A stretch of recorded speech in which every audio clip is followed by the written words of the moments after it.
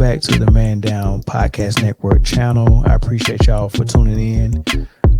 If you haven't already subscribed and hit that bell for notifications, do that right now. It helps us grow. But right now, I'm going to react to LaMelo Ball's evolution. This dude was 5'5", playing with varsity high schoolers. So I'm told that this is a good video to see his evolution. I haven't seen it yet, so this should be good. I like LaMelo Ball, and I'm from North Carolina, and I like the fact that the Hornets drafted him. Don't really like the fact that they overpaid for Gordon Hayward, but I think he's going to help. I think Charlotte is going to be more watchable this season. Ever since Kimball left, like last season, first year without Kimball, they wasn't that watchable. But I think adding LaMelo Ball and Gordon Hayward makes them more watchable. I think they'll be more exciting. They might not win a whole bunch of ball games, but kind of like how Atlanta was with Trae Young, I think they'll be more exciting to watch. I can't wait to see LaMelo play. But this is his evolution. See how this looks. Okay,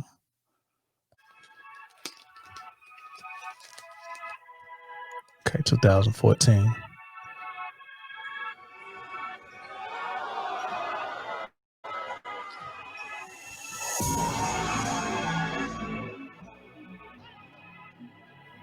Shooting half quarters, 2016. I remember watching this when it was relevant, and everybody was hearing about him, and he was cherry picking a lot during the games, and getting easy layups and all that stuff. Man, I wasn't a big fan of that. I wasn't a big fan of him launching from half court and all that stuff. But this dude was making it. So it definitely at least draws some attention. See, look at this dude at 6'7" now. Imagine that dude going from 5'5" to 6'7" with point guard skills. I remember when he first started dunking and posting videos, man. I'm proud of this kid, to be honest with you. So let's see where this goes. LaMelo Ball growth and evolution. Ball is life. Gotta give him their props for this. All right, look. He made that. So this is him, look like him, middle school, 13 years old, 5'5". Don't look like nothing special, right? But them dudes he playing against is huge. Yeah, he's playing against some huge dudes. He's 13 at 5'5". Look at that big dude. Look at him. Look how he's shooting. He's making that, though. The shot is horrible. That was a game winner. So the guts for him to pull that game, wow, that was a game winner with that ugly shot he got. So this is him at 5'5" again, middle school. This is still middle school. Nice runner. They're going for that pump fake. So even though he's shooting like from behind his head, see, look at it. So now the shot looks a little better now. And this is age 14 at 5'11". So he grew 5 or 6 inches over a year span. Still funny looking jump shot, but he's getting it over his head and not behind his head, which is good. But as far as him being a floor general, a passer, someone who can take the spotlight and withstand it, because a lot of people can't stand that spotlight. See, look at this. They laughing at him because he went around like Steve Nash, but for a kid to do that, and look, he went right back to his brother off the rebound. Look, this dude was advanced mentally. He's advanced mentally, and I want to say, and I want to say even his brother Lonzo was advanced mentally as far as being tough, because this dude had to play through his rookie season with his mom having a stroke and struggling through that. Like she still can't talk normal after that stroke. So even his brother played through a lot in LA. Then had to deal with the LeBron stuff with knowing LeBron wanted that whole squad traded for AD. Like these dudes are not weak minded mentally, and then you got to give that dad a lot of props for that. They're not mentally weak, and I really like LaMelo. Look at this. He might be the best one out of all of them. 5'11", 14 years old, ninth grade, and he's playing varsity at ninth grade with a a brother right there who just made the pass, who went pro, second pick overall. He's playing with those boys. 15-year old. Look at this. Still pulling through. The jump shot getting better a little bit, so you can tell he's putting in work. It went from being 5'5" and not strong enough to really shoot a really good jump shot. He's going shooting behind his head, but everything after the shot, as far as his follow through, was textbook. It was just coming behind his head because he wasn't strong enough. Which when my son was really short before he hit his growth spurt and before he was strong enough to shoot threes, I told him he wasn't allowed to shoot threes because you're gonna develop bad mechanics from overcompensating from your lack of strength to shoot the three. So it's really not good to have young kids not strong enough to shoot their threes. But he was able to do it, and his follow through and everything after the behind the head motion was textbook. But it's hard to correct that later on, and it's kind of what Steph Curry had to go through with his dad. His dad was like, "Look, man, you've been shooting from your hip. You can't shoot from your hip no more. You got to shoot from above your head." And he took a whole summer to change his shot, which Steph described as being very painful. So like I said, yeah, it's not easy to fix your shot after you've been shooting with bad mechanics for so long. So this kid is putting in work. He's already a good passer. He's already a good floor general. He already can control the spotlight. He can play above his age group because he's been doing it his whole life. I really like this pick for the Charlotte Hornets. So this is 15-year-old at 6'2". Still got 5 more inches to go. The three-point shot looks a little better. He's not coming from behind his head. He is at least jumping and get some. Look at this. He's getting some lift off his jump shot. I think this kid can become a good shooter. So he's just throwing it up there. But I think he can become a good shooter, man. And he's definitely not shy. Man, I like this kid, man. Really like this kid. 10th grade. He's focal point. He's been the focal point since he was in 8th grade. Yeah, half court. Now these are the videos we was watching that we didn't like. Just pull up for half court. And this year when he was playing overseas, I think he was shooting below 20% from three. Below that. It's not good. So yeah. I'm interested to see how his shot's going to look at the beginning of the season. It's not really enough time for him to get in there and really put in that work, or it's going to look totally different. But I really can't wait to see this kid, man. Okay, here we go overseas. 16 years old. His lower back injury, but for now he seems to be ready for this game. And 6'4". His first 3 is being very proficient at 16. Not only putting up a lot of shots, nice runner. Making a lot of them. I love players that don't have to get all the way to the rim to get their points. And they got all the different levels. They got the paint, the mid range, the three, the free throw. Those 4 different levels from scoring. I love that. Look at a nice shot. There was a runner from the outside the paint. He don't have to get all the way in the paint. to the rim for his shot. They're Let's see where he get this shot from. completely All right, so hopeless he get as all it the way to the seems rim on that. now in the second. So for the Ball brothers, Look and at of that. course Brandon Nice Jennings, he is pass. a bit over. But All right, Evgeny here's the Shevko, three Does have some off a time. catch and shoot.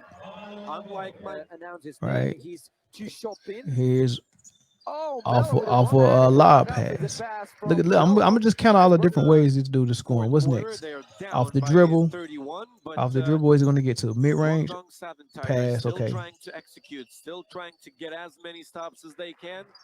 But I'm gonna count all the different ways he scores as a point from the point guard Just write position. it in, I Here's don't the know, fast break not the without the Chinese ball. letters, but somehow Finisher in English, the pronunciation. Melo, interesting to at hear, but we 6'4", won't give 16 you a years old shout out with the ball.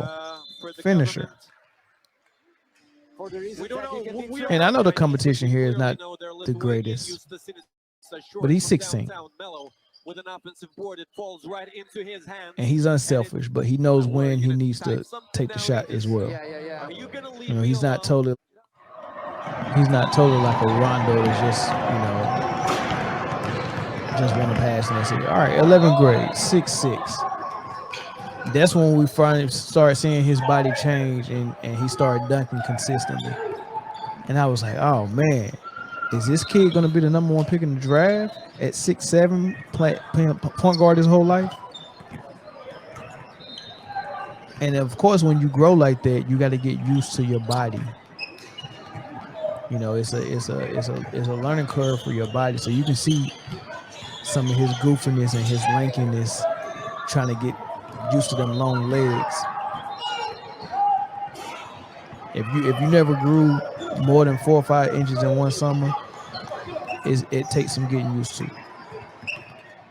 Jump shot look a lot better. Still pulling from half court.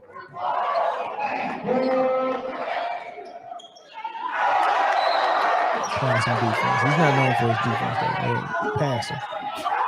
This dude loves getting his team involved, man. That's what people are gonna like. And the knock on his older brother is he likes to get his team involved too. But when he got to the league, he wasn't looking for his shot at all.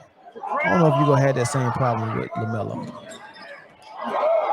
Look at this dude, 6'7". He has Sean Livingston's body.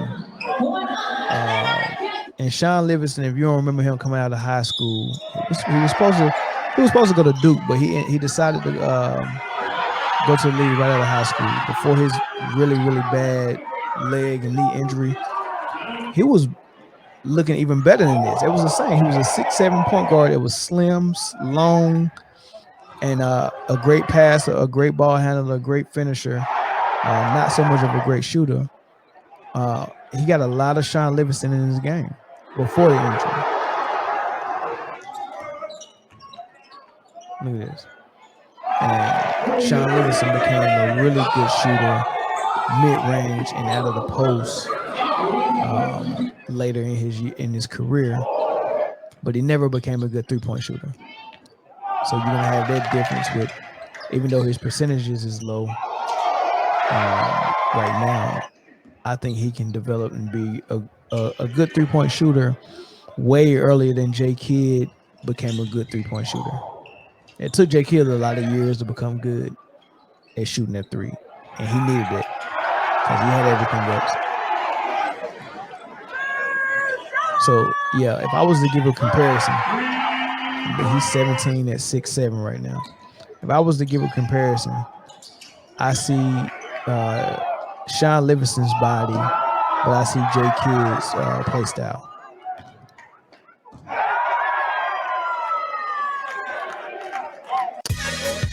Yeah,